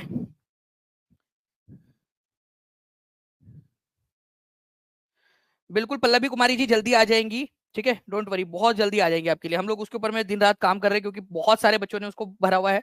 ठीक है, तो जल्दी मिल जाएंगे आपको। ऐसा लगता है कि ये क्लास सिर्फ चलती ही रहे। शाइस्ता परवीन जी बिल्कुल, बड़े बड़े सेशंस भी हम लेंगे, जो चलता ही रहेगा, चलता ही रहेगा। कितने देश सहारा मरुस्थल से लगे हुए हैं? सहारा मरुस्थल कौन से वाले महाद्वीप में, ये भी बता देंगे आप सभी लोग। 800 के करीब बच्चे देख रहे हैं। मैं आप सभी से रिक्वेस्ट करूंगा कि एक बार जल्दी से सभी जगह पे शेयर कर दीजिए, टेलीग्राम, फेसबुक, व्हाट्सएप, इंस्टाग्राम, सभी जगह पे, ताकि इसी तरीके से जो है फ्रेंड्स हम लोग बहुत सारे सेशंस करते रहे। थैंक यू पवन धलीवाल जी। देखिए अगर मैं बात करूं फ्रेंड्स, सहारा मरुस्थल से लगे हुए कितने देश है, तो सहारा मरुस्थल पहली बात तो कौन से वाले महाद्वीप में है, तो ये याद रखना है आप लोगों ने, ये अफ्रीका में है। अफ्रीका में भी उत्तरी अफ्रीका के अंदर में। ठीक है, तो आप लोगों को मैं दिखाता हूँ, ये देखिए अफ्रीका का जो भाग है उसका उत्तरी भाग के अंदर में सहारा मरुस्थल है। इसके अंदर में जो है टोटल आपके 11 देश जो है वो है। ठीक है, ये याद रखना है। तो आंसर इसका हो जाएगा ऑप्शन नंबर सी। ठीक है, 11 देश एनसीईआरटी के अंदर में दिया हुआ है, 11 देश अफ्रीका मरुस्थल से लगे हुए हैं। मतलब जो ये सहारा मरुस्थल जो है आप लोगों का, उसमें अफ्रीका के 11 देश आते हैं। ठीक है, ये देख सकते हो आप, वेस्टर्न सहारा, मॉरिटानिया, माली, नाइजर, चड, Sudan, Algeria, Libya, Morocco, Tunisia, Egypt, Sudan, ठीक है, एरिट्रिया, बहुत सारे ऐसे जो देश है फ्रेंड्स वो आते हैं इसके अंदर में। ओके, चलिए, तो ये पूरे के पूरे देश है, ये देख सकते हो आप, एनसीईआरटी के अंदर में भी ये दिया हुआ है। अफ्रीका का उत्तरी भाग सहारा रेगिस्तान से घिरा हुआ है, जिसमें अफ्रीका के 11 कंट्रीज लगे हुए हैं। नेक्स्ट क्वेश्चन जो है फ्रेंड्स, कौन सा ग्रह सूर्य की एक परिक्रमा 88 दिनों में पूरी करता है, 88 डेज में? ये भी बता देंगे आप सभी लोग। Which planet takes 88 days to make one revolution of the sun? मतलब सूरज जैसे हमारी पृथ्वी जो है 365 दिन लगाती है, ठीक है, वैसे ये 88 डेज के अंदर में कर लेता है। तो सबसे पास वाला जो ग्रह है मर्क्यूरी, बुध ग्रह, ये सबसे पास जो है, सबसे पास है, सबसे छोटा ग्रह भी है पूरे सोलर सिस्टम का, और सबसे कम समय में ये दूरी तय कर लेता है। तो मर्क्यूरी जो है फ्रेंड्स, ये याद रखना है आप लोगों ने।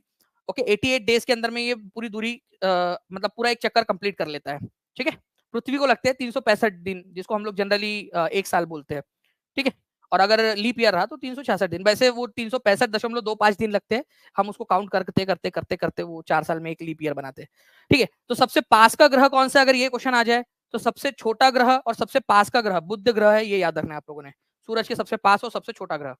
ठीक है, तो क्लोजेस्ट है सन के, सबसे स्मॉलेस्ट है, सबसे छोटा है, सबसे पास में है, केवल 88 डेज के अंदर में कर लेता है। क्या इसके पास में कोई सैटेलाइट है, जैसे हमारे पास में चंद्रमा है? क्या इसके पास में कोई चंद्रमा है? नहीं। क्या इसके पास में एटमॉस्फेयर है, मतलब ऐसी हवा है जो आप हवा फील कर पा रहे हो? नहीं। ठीक है, तो ये हवा को बता देना कि हवा देख, एटमॉस्फेयर तू ना, हमारे पृथ्वी पर तो है लेकिन मर्क्यूरी के ऊपर में नहीं है। ठीक है, मर्क्यूरी के ऊपर में, बुध ग्रह के ऊपर में एटमॉस्फेयर या हवा ही नहीं है वहां पर में। ठीक है, चलिए, देखिए फ्रेंड्स, ये क्वेश्चन जो है वो यूपी टेट के अंदर में आया था आपका 23 जनवरी 2022 को, और ये एनसीईआरटी बेस्ड क्वेश्चन है, कभी भी पूछा जा सकता है आप लोगों से किसी भी एग्जाम में, सी टेट के अंदर में, डी ट्रिपल एस बी के अंदर में, सुपर टेट के अंदर में, बीपीएससी टीआरई के अंदर में, आप लोगों का केवीएस के अंदर में, एडब्ल्यूएस में, कहीं पे भी पूछा जा सकता है क्वेश्चन। जल्दी बताइए आप लोग। देखिए, सिलेबस चेंज जो है वो बहुत ज्यादा नहीं हुआ है, जो एनसीईआरटी नई एनसीईआरटी आई है उसके अनुसार बस नाम चेंज हुए, बाकी सिलेबस वही है। ठीक है, टॉपिक के नाम चेंज हुए, बाकी सिलेबस वही है आपका, डोंट वरी। तो योग दर्शन जो है फ्रेंड्स, उसके लेखक कौन है ये बताना पूछा है आप लोगों से। तो योग दर्शन, देखिए मैं अगर आपसे बात करूं, हमारे भारत के अंदर में 6 जो है इंपॉर्टेंट दर्शन है। जैसे कि अगर आपसे पूछा जाए कि योग दर्शन, तो योगा, रामदेव बाबा का पतंजलि याद कर लेना आप लोग, पतंजलि ऋषि पतंजलि जी ने उसकी स्थापना की थी। ठीक है, जैमिनी, ठीक है, इन्होंने कौन सा वाला जो है दार्शनिक परंपरा की शुरुआत की थी? मीमांसा, मम्मी और मौसी, ऐसा याद रख लेना आप लोग। सांख्य दर्शन कपिल ने स्टार्ट किया था। वेदांत दर्शन जो है वेद व्यास जी ने। ठीक है, और वैशेषिका दर्शन जो है वो कनद ने। अगर न्याय लेना है तो गौतम बुद्ध के पास जाएंगे, ऐसा याद रखने के लिए। बाकी ये ऋषि गौतम अलग है, ऋषि गौतम अलग है, और ये न्याय दर्शन उन्होंने दिया था। बट हम अब वो वाले ऋषि गौतम को नहीं जानते, गौतम बुद्ध को तो जानते हैं, न्याय प्रिय व्यक्ति, तो ऐसा याद रख लेना आप लोग थोड़ा सा। ठीक है, अगर मैं लास्ट में आप लोगों से पूछूं ये, ठीक है, तो आप लोग आंसर कर पाओगे क्या? कितने लोग टारगेट लेते हैं इसको लास्ट में मेरा आंसर करने का? टीम से मैं रिक्वेस्ट करूंगा कि प्लीज एक क्वेश्चन डाल दिया जाए, जोड़ियां मिलाने वाला फॉर्म में। मैं आप लोगों को लास्ट में एक क्वेश्चन दूंगा, अगर चैलेंज एक्सेप्ट करते हो तो बताइए, एक बार पढ़ लो इसको। देखो, मम्मी और मौसी, ठीक है, जैम खिलाते आपको, जैमिनी हो गया, मीमांसा दर्शन जैमिनी। योग करना है पतंजलि, ठीक है, न्याय करना है तो गौतम बुद्ध के पास चले जाएंगे, गौतम ऋषि गौतम। ठीक है, वेदांत वेद व्यास जी, याद हो गया आपको। संख्या, बहुत सारी संख्या में कपिल देव ने विकेट लिए थे, कपिल, ऋषि कपिल याद रखने के लिए, कपिल देव ने बहुत सारे विकेट लिए थे, वो ना 1983 में हमको वर्ल्ड कप जिताया था जिन्होंने, सांख्य दर्शन। ठीक है, चलिए, निकिता कुमारी बोल रहे हैं कि पहले एसएसटी बहुत बोरिंग लगता था, लेकिन आपसे पढ़ने से अच्छा लगता है, आपकी क्लास का इंतजार मैं डेली करती हूँ, चाहे सीटेट हो या बीपीएससी टीआरई दोनों का। Thank you very much Nikita ji, बहुत प्यारे से कमेंट के लिए आपके। और वैशेषिका कनद, ठीक है, देखो शिख है, वैशेषिका, वैशेषिका जो है किसी की ननद है तो कन्नद है, ऐसे याद रख लेना आप लोग। ओके, चलिए, आप लोगों ने चैलेंज एक्सेप्ट कर लिया फ्रेंड्स। ठीक है, 700 लाइक्स भी हो चुके हैं, 850 बच्चे जुड़ चुके हैं। मुझे लगता है कि आज हम लोग टारगेट कंप्लीट कर सकते हैं, हर किसी बच्चे ने अपना अपना योगदान देते रहना है। निम्नलिखित में से कौन से महाद्वीपीय संहति के निर्माण के मुख्य खनिज है? महाद्वीपीय संहति, ठीक है, कंटिनेंटल क्रस्ट जिसको कहा जाता है, ठीक है, इसको कंटिनेंटल परपटी भी बोल सकते हो आप लोग, परपटी। ठीक है, कंटिनेंटल मास या कंटिनेंटल क्रस्ट इसको बोला जा सकता है। ओके, तो कंटिनेंटल क्रस्ट क्या चीज है, ध्यान से समझिए आप सभी लोग। देखिए फ्रेंड्स, कंटिनेंटल क्रस्ट की अगर मैं बात करूं तो हम हमारी पृथ्वी को 3 हिस्सों में बांट सकते हैं। सबसे ऊपर वाला हिस्सा है उसको क्रस्ट बोला जाता है, परपटी। बीच वाला जो हिस्सा है उसको बोलते हैं मेंटल, ठीक है, मेंटल। ठीक है, और जो अंदर वाला हिस्सा है उसको बोलते हैं कोर। अब ये जो सबसे ऊपर वाला हिस्सा है ना, इसको बोलते हैं परपटी या क्रस्ट, बहुत पतली लेयर है, केवल 1% बनाती है। इसको भी 2 पार्ट में बांट सकते हैं हम लोग। एक होता है जहां पर में महाद्वीप हो, जिस पर हम लोग खड़े हैं, ठीक है, महाद्वीप। और एक है महासागर वाला जिसके ऊपर में समुद्र है। तो यहां पर में जो महाद्वीप वाली परत है वो ज्यादा मोटी है और वो किससे बनी है, सिलिका और एल्यूमिनियम, सियाल से बनी है, सिलिका और एल्यूमिनियम से। और जो महाद्वीप वाली परपटी है, ओशियन वाली ओशियन जिसके ऊपर में ओशियन है, वो पतली है और सिलिका और मैग्नीशियम से बनी है। ओशियन वाली जो है आपकी ओशियन, और कॉन्टिनेंट वाली सिलिका और एल्यूमिनियम से बनी है, ठीक है, सियाल। तो ऐसे याद रखना है आप लोगों ने। जो कॉन्टिनेंटल मास है, जो कॉन्टिनेंट है जिसके ऊपर में हम खड़े रह सकते हैं यहाँ पर में, ठीक है, जिसपे हम लोग खड़े रह सकते हैं, ये वाला आप लोगों का, इसको कॉन्टिनेंटल क्रस्ट कहा जाता है। ये सिलिका और एल्यूमिनियम से बनी है। और ये जो जिसके ऊपर में महासागर है, ओशियनिक क्रस्ट, ये बनी है सिलिका और मैग्नीशियम से, सीमा, ठीक है। तो सीमा डुबा देंगी, ऐसा याद रखना है आप लोगों ने, ठीक है। लड़की का चक्कर बाबू भैया, लड़की का चक्कर, ठीक है। तो समुद्र में डूब सकते हो ना आप लोग, महाद्वीप में थोड़ी डूब सकते हो आप लोग, ठीक है। ओके, ठीक है। तो ये आप लोगों ने थोड़ा सा इसको याद रखना है फ्रेंड्स, ठीक है, सिलिका और एल्यूमिनियम इंपॉर्टेंट। अब देखिए एक इसी तरीके का एक क्वेश्चन आप लोगों से पूछा गया, समुद्री क्रस्ट क्या बनाती है, आप लोग बताइए जल्दी से। सही बात कह रहे हो भारती मिश्रा जी, आप भी सही कह रहे हो।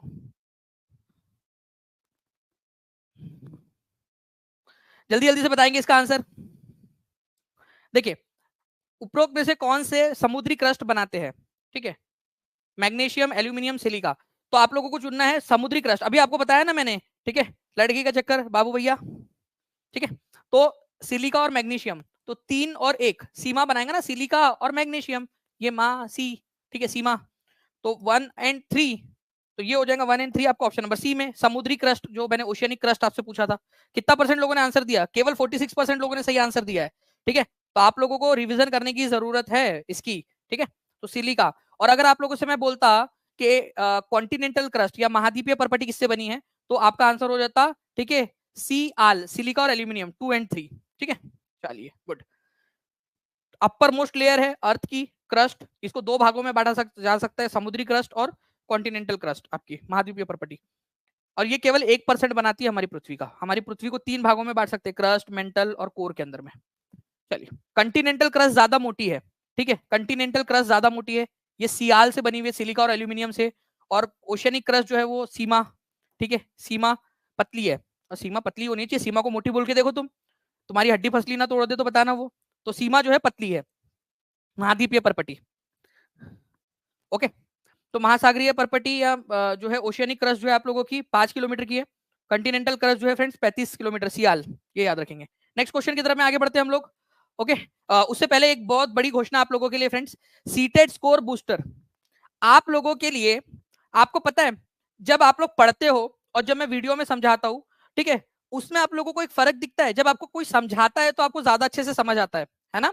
तो फ्रेंड्स आप लोगों के लिए जो है हम जो है वो टॉप क्वालिटी की 20 मॉक टेस्ट सीरीज लाए हैं आप लोगों के लिए, ठीक है, टॉप क्वालिटी की, जिसके अंदर में, ठीक है, आप लोगों को, ठीक है, यहाँ पर में 20 मॉक टेस्ट मिलेंगी, ठीक है, जिसमें वीडियो सॉल्यूशन भी आप लोगों को मिलेगा। वीडियो सॉल्यूशन का मतलब होता है कि उसमें आप लोगों को वीडियो, जब आप टेस्ट दोगे, ठीक है, तो उसके बाद में एक वीडियो मिलेगा जिसके अंदर में आप लोग जो है चेक कर पाओगे कि आपका इसका आंसर ये है तो क्यों है, पूरा एक्सप्लेनेशन के साथ में।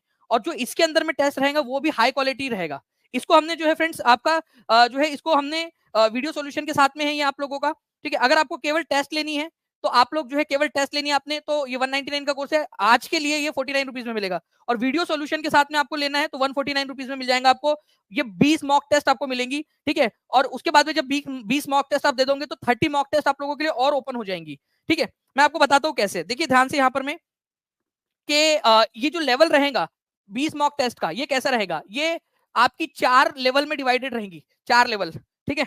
पहला रहेगा लेवल 1, लेवल लेवल 1, लेवल 1, ठीक है। फिर रहेगा आप लोगों का लेवल 2, लेवल 2 की टेस्ट रहेंगी आप लोगों की। लेवल 1 लेवल 2 मतलब ये इसमें कंपैरेटिवली क्वेश्चन थोड़े से इजी रहेंगे, इसमें टफ। और फिर रहेगा लेवल 3, ऐसे 5-5 करके हम लोग जो है लेवल 4 5-5 टेस्ट आप लोगों के लिए करेंगे, ताकि आप लोगों की प्रिपरेशन हाई लेवल की हो जाए।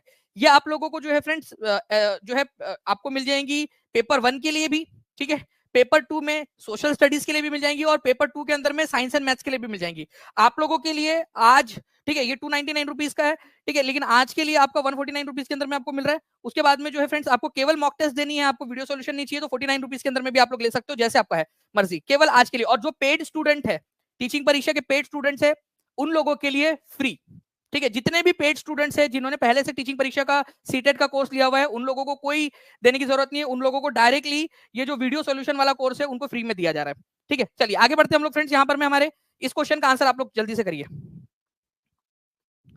जल्दी बताइए इस पर्टिकुलर क्वेश्चन का आंसर क्या होगा। अभी थोड़ी देर पहले मैंने आप लोगों को इसके बारे में बताया था।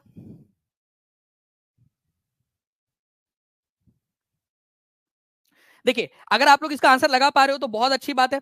ध्यान से देखिए इस क्वेश्चन को। न्याय जो है किसने दिया था, न्याय के लिए किसके पास जाओगे आप लोग? टीचिंग परीक्षा का एप्लीकेशन डाउनलोड कर लेंगे हर कोई बच्चा।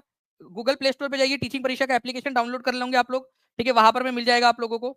ठीक है, या नीचे में एक नंबर चल रहा है उसके ऊपर में भी कॉल या व्हाट्सएप कर सकते हो आप लोग।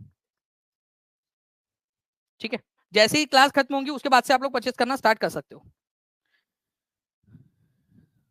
ओके, तो देखिए फ्रेंड्स, अगर हम लोग बात करें, ठीक है, तो न्याय दर्शन जो है ये दिया था ऋषि गौतम जी ने। ठीक है, ऋषि गौतम ने।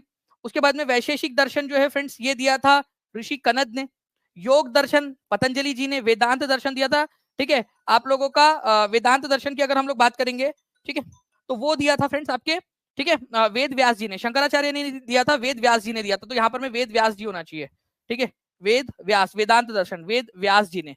ठीक है, वेद व्यास जी ने, वेद व्यास, ठीक है, व्यास, वेद व्यास जी ने। ठीक है, तो दो की डी की जोड़ी दो के साथ में लगेंगी इस तरीके से। तो आंसर आप लोगों का क्या हो जाएगा?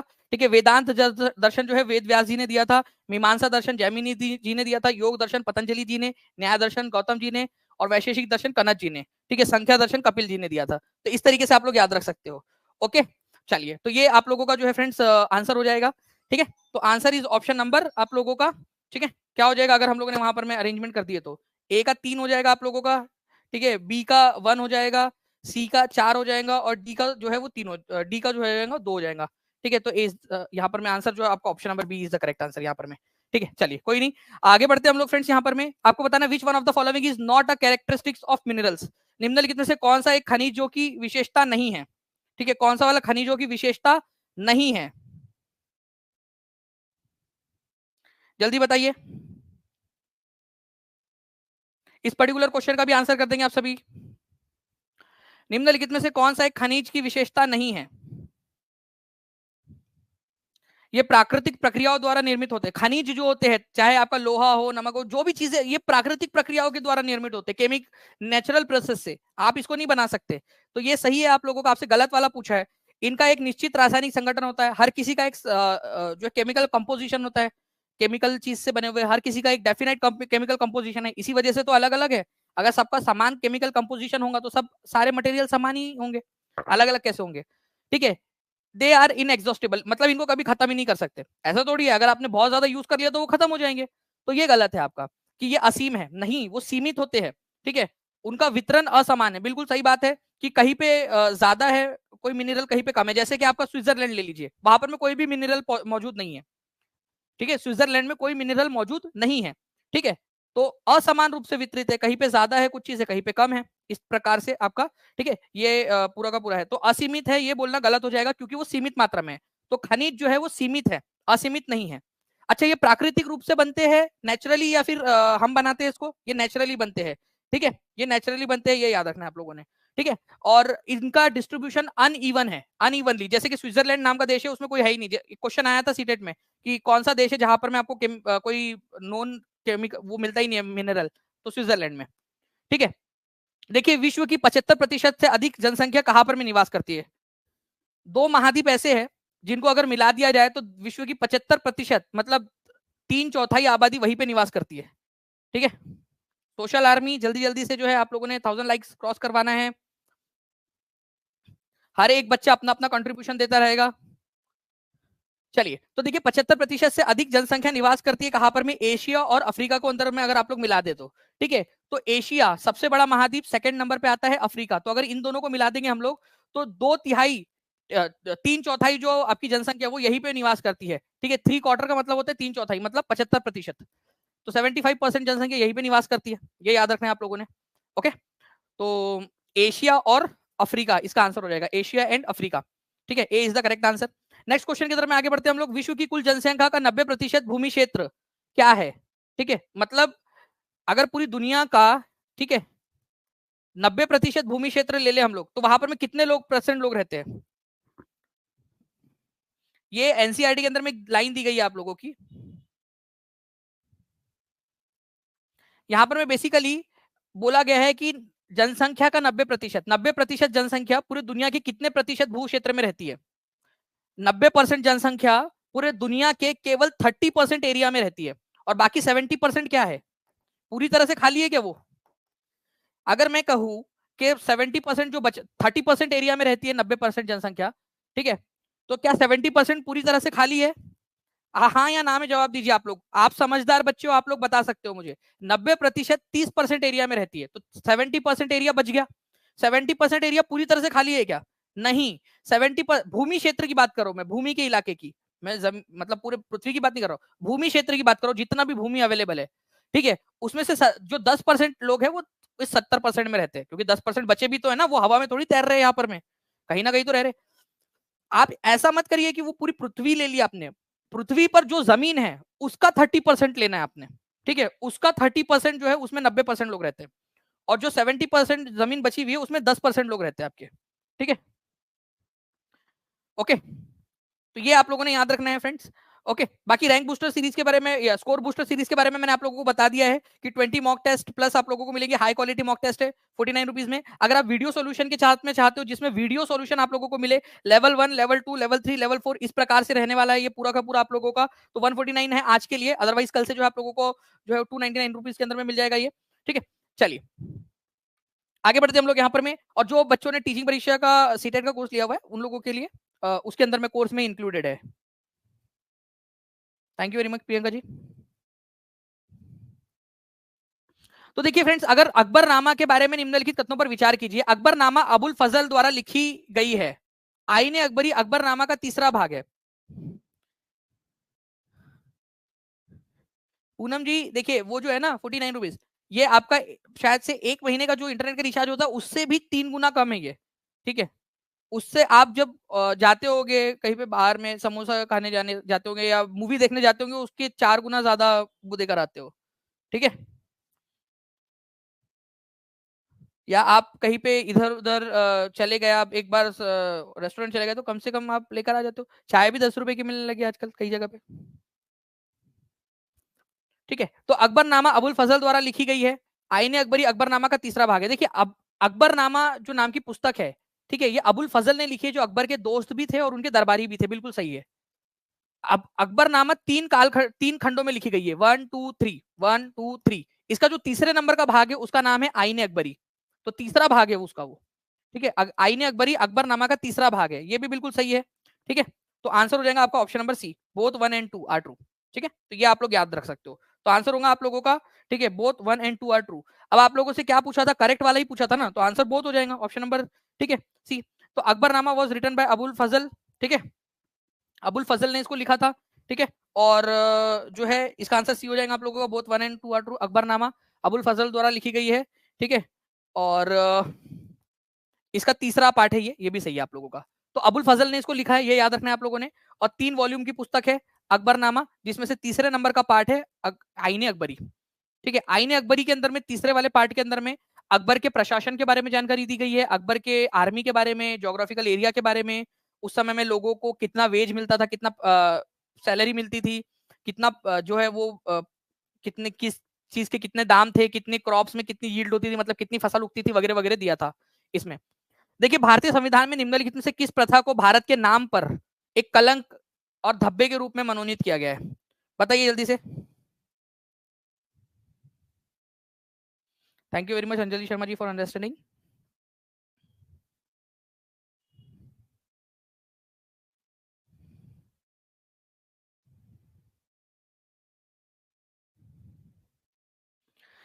ठीक है, आप लोग टीचिंग परीक्षा का एप्लीकेशन डाउनलोड कर लीजिए गूगल प्ले स्टोर से, या नीचे में आप लोगों को गूगल प्ले स्टोर की लिंक भी मिल जाएंगी डायरेक्टली डाउनलोड करने की। आप लोग उसके अंदर में उससे आप डाउनलोड कर लीजिए एक बार, आपको वहां पर में मिल जाएगा सारा का सारा, ठीक है।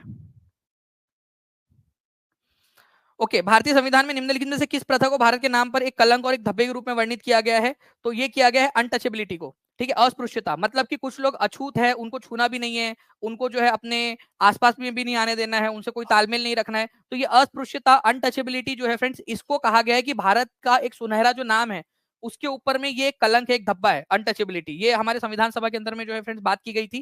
ठीक है। तो भारत के एक नाम के ऊपर में अस्पृश्यता को धब्बा बताया गया है, अनटचेबिलिटी। और वैसे भी अनटचेबिलिटी करना जो है एक अपराध है। अब आर्टिकल बताइए अनटचेबिलिटी को अपराध घोषित करने वाला आर्टिकल कौन सा है? ठीक है, चलिए अनटचेबिलिटी का आर्टिकल आप बताएंगे मुझे, आर्टिकल नंबर कौन सा है? ये भी आपकी प्रैक्टिस होती जाएगी। 822 लाइक्स हो चुके हैं फ्रेंड्स, कंटिन्यूअसली आप लोग जो है अपना अपना योगदान दे रहे हो। जल्दी से सेशन को आगे बढ़ाते रहिए, अपना योगदान आप लोग देते रहिए जल्दी से। हर कोई बच्चा अपना योगदान देगा तो मजा आएगी यहाँ पर में सेशन करने में। Which one of the among the following is not a plantation crop? कौन सी वाली जो है वो रोपण फसल नहीं है, जिसको रोपा नहीं जाता? रोपने का मतलब होता है फ्रेंड्स यहाँ से उखाड़ा, ठीक है, और दूसरी जगह पे जाके लगा दिया आपने। ठीक है, तो रोपण फसल नहीं है। जल्दी बताइए आप लोग, प्लांटेशन क्रॉप। तो वीट जो है फ्रेंड्स आप लोगों की प्लांटेशन क्रॉप नहीं है, प्लांटेशन नहीं होता उसका, रोपण पद्धति से नहीं रोपी जाती, उसको प्लांटेशन नहीं है ये। बाकी चाय, कॉफी, रबड़, ये जो है छोटे छोटे पौधे होते हैं उसके पत्तियां निकाल कर जो है वो जमा किया जाता है ना, प्लांटेशन आप लोगों का। तो गेहूं जो है ये प्लांटेशन या रोपण वाली फसल नहीं है आप लोगों की। ठीक है। प्लांटेशन क्रॉप जो है इनको मनी क्रॉप के नाम से भी जाना जाता है, क्योंकि जनरली जो है ये जो फसल उगती है तो किसान बेचारे अपना घर बार चलाने के लिए, क्योंकि बीवी बच्चे उनके भी है, उनको भी अपना पेट पालना है, उनको भी अपना चीजें चलानी है, तो वो ये क्या करते हैं, इनको ले जाकर बेच सकते हैं। तो मनी क्रॉप के नाम से भी इसको जाना जाता है। ओके, चलिए जनरली नाउ फ्रेंड्स, तमिल क्षेत्रों में उझावर के नाम से किन्हें जाना जाता है ये बताना है आप लोगों ने। मनी क्रॉप जो है तमिल क्षेत्र में उझावर के नाम से किसे जाना जाता है? उझावर, बस और थोड़ी देर, जल्दी से बताइए इस पर्टिकुलर क्वेश्चन का आंसर क्या होगा।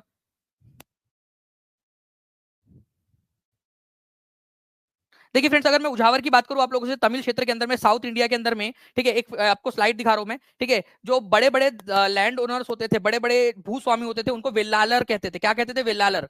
ठीक है। जो साधारण हलवाहे होते थे, मतलब कि जो छोटे किसान होते थे, उनको उझावर या उणावर कहा जाता था। ठीक है, उझावर या उणावर उनको कहते थे। और जो ऐसे किसान जिनके पास में जमीन है ही नहीं, छोटा या बड़ा किसान है ही नहीं, वो बेचारे किसी दूसरे के खेत पर जाकर दास दासी का काम करते, मतलब मजदूरी करते हैं, उनको कड़ाई सियार या अधिमाई कहा जाता था। कड़ाई सियार या अधिमाई। ओके, कड़ाई सियार या फिर अधिमाई। ठीक है, तो ये याद रखना है फ्रेंड्स, वेल्लालर, उझावर, कड़ाई सियार, अधिमाई। ठीक है, ये किसको किसको क्या कहते थे? बड़े भूस्वामियों को वेल्लालर कहते थे, साधारण हलवाओं को उणावर या उझावर कहते थे, और भूमिहीन मजदूरों को कड़ाई सियार या अधिमाई कहते थे। तो उझावर या उणावर जो है फ्रेंड्स, ये ऑर्डिनरी साधारण हलवाहक जो होते थे उनको कहा जाता था। भूमिहीन किसानों को कहते थे आप लोग कड़ाई सियार, कड़ाई सियार, कड़ाई सियार या अधिमाई। ठीक है, अधिमाई के नाम से जाना जाता था। और बड़े जमींदारों को जो है आप लोग वेल्लालर कहते थे, वेल्लालर, वेल्लालर। ठीक है, ये आपको याद रखना है। तो ऑर्डिनरी प्लफमैन या साधारण हलवा या छोटे किसान। नाउ नेक्स्ट क्वेश्चन की तरफ में आगे बढ़ते हैं फ्रेंड्स। सिंह सभा कब शुरू हुई थी? आपकी ये बताना है आप लोगों ने, सिंह सभा कब शुरू हुई थी? ठीक है, सिंह सभा। तो देखिए पहली सिंह सभा कब हुई थी? सिंह सभा के ऊपर में अक्सर क्वेश्चन पूछा जाता है आप लोगों का। देखिए सिंह सभा सबसे पहली बात तो क्यों हुई थी? जो सिख थे, सिख धर्म के जो लोग हैं, वो लोग सुपरस्टिशन या अंधविश्वास में जो है वो उसके साथ में जूझ रहे थे। अंधविश्वास बहुत फैल गया था, कास्ट डिस्टिंक्शन था, जाति प्रथा फैल गई थी। ठीक है, बहुत सारी ऐसी प्रैक्टिसेस थी जो नॉन सिखिज्म की थी, सिख धर्म के खिलाफ थी। उनको पवित्र करने के लिए, उनको दूर करने के लिए सिंह सभा मूवमेंट चलाया गया था। पहली सिंह सभा आयोजित की गई थी अमृतसर में 1873 में। फिर दूसरी सिंह सभा आयोजित की गई 1879 में लाहौर में। तो सिंह सभा का आयोजन सबसे पहले अमृतसर में किया गया था 1873 में। इसका मेन मकसद था सिख लोगों के अंदर में से सुपरस्टिशन और जो अंधविश्वास है, जातीय भेदभाव है, और गैर सिख जो चीजें हो रही है उसको खत्म करना। इसी कड़ी में 1892 में एक खालसा कॉलेज की स्थापना की गई थी अमृतसर में। ठीक है, तो ये चीजें थी। इसका मेन मकसद ये भी था कि मॉडर्न जो टीचिंग्स है उनके साथ में सिख धर्म की टीचिंग्स को मिलाया जाए, मॉडर्न टेक्निक भी सिखाई जाए। ठीक है, तो पहली सिंह सभा कब आयोजित हुई थी ये आप लोग मुझे कमेंट करके बताइए जल्दी से। ठीक है, आंसर होगा ऑप्शन नंबर, ठीक है, जो आप लोगों का 1873 में हुई थी, तो इसका आंसर जो है आप लोगों का फ्रेंड्स ऑप्शन नंबर बी हो जाएगा। यहाँ पर मैं आप लोग करेक्शन कर लेना इसके अंदर में, option number B is the correct answer. ठीक है, उसके बाद में जो है फ्रेंड्स, अगर मैं आपसे बात करूं कि कहां पर में हुई थी, तो ये आंसर आप लोग मुझे कमेंट के अंदर में बताएंगे कि कहां हुई थी पहली सिंह सभा, कहां पर में आयोजित हुई थी। ठीक है, तो कहां पर में आयोजित हुई थी ये भी बता देंगे आप लोग। इसके अलावा आप लोगों को मैं बता दूं, जितने भी बच्चे जो टीचिंग परीक्षा का एप्लीकेशन अभी भी डाउनलोड नहीं किए वो लोग कर सकते हैं friends. Score booster mock test अगर आपको चाहिए, ठीक है, तो 49 रुपीज के अंदर में आप लोगों को मिल जाएंगी। अगर वीडियो सॉल्यूशन के साथ में चाहिए तो 149 रुपीज के अंदर में आप लोग इसके अंदर में एनरोल कर सकते हो, ठीक है। तो ये आप लोगों की सफलता की तरफ में एक कदम है फ्रेंड्स, ठीक है। बाकी जो है मिलते हैं हम लोग हमारे नेक्स्ट लेक्चर में। आप लोग जो है फुल कोर्स के अंदर में भी एनरोल कर सकते हो, ताकि आप लोगों को ये सारी चीजें जो है वो आपको उसमें एड ऑन के रूप में मिल जाए। ओके, चलिए, thank you very much friends. आप लोगों की टेस्ट, जो भी बच्चों ने लाइव देखा है पूरी क्लास को, उन लोगों के लिए टेस्ट की लिंक दे दी गई है, ठीक है। आप लोगों को पिन हो गई होंगी, आप लोग इस टेस्ट को दे दीजिएगा और मुझे बताना कि कल आपका स्कोर कितना आया था, ठीक है। आपको टेस्ट दे दी गई है, ठीक है। डिस्क्रिप्शन के अंदर में लिंक दे दी गई है, आप लोग वहां से भी परचेस कर सकते हो। ओके, ये जो स्कोर बूस्टर की है लिंक डिस्क्रिप्शन में भी दी गई है, वहां से भी जाकर आप परचेस कर सकते हो डायरेक्टली। बाकी ये आज की जो क्लास की टेस्ट है वो आप लोगों के लिए वहां डाल दी गई है चैट में, आप लोग उसको कर सकते हो, ठीक है। आप लोग कर लीजिए, चैट के अंदर में आप लोगों को दिख रही होंगी, आपके चैट के अंदर में जो लाइव देखे हैं बच्चे उनके लिए रहती है, तो प्लीज जो बाकी बच्चे देख रहे हैं वो लाइव आया कीजिए आप लोग, ठीक है, ताकि आप लोग भी ये टेस्ट दे सके। सेशन को लाइक जरूर कर दीजिए फ्रेंड्स, ताकि हम लोग ऐसे ही आप लोगों के लिए और भी बहुत सारे जो है सेशंस ला सके, बहुत सारे और भी मोटिवेशन के साथ में आप लोगों के लिए काम कर सके, ठीक है। चलिए, thank you very much, take care and bye, God bless you all, thank you very much friends, bye, thank you. चलिए, thank you very much Piyu ji, आपका 14 आया था स्कोर, और अच्छे से दीजिए और अच्छे से कोशिश कीजिए। जूली जी, आपको लेने की जरूरत नहीं है, आप पेड हो सीटेट के अंदर में, तो आपको ऑलरेडी मिल जाएगा वो, ठीक है। चलिए, थैंक यू फ्रेंड्स, बाय।